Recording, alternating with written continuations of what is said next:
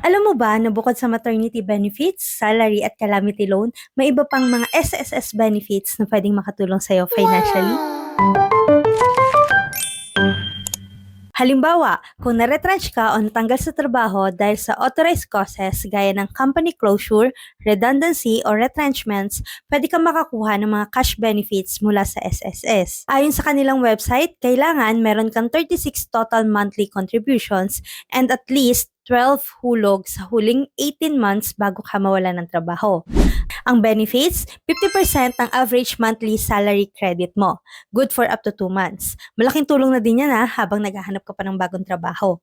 Meron ding disability benefits sa SSS kung saan protected ka in case of partial o total disability.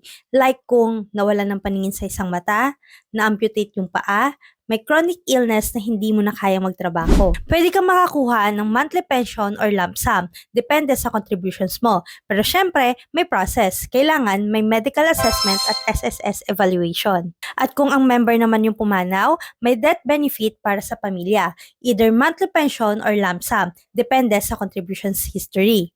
Kung married, spouse at dependent children ang priority. Kung single, parents or siblings ang possible beneficiaries. Pero ito ang importanteng reminder. Habang may tulong sa SSS, minsan kulang pa rin ito sa laki ng gastos at haba ng panahon ng recovery. That's why, having health and life insurance is also must, lalo na kung may umaasa sa'yo. SSS plus health insurance equals may sapat na coverage for critical illness or hospital bills.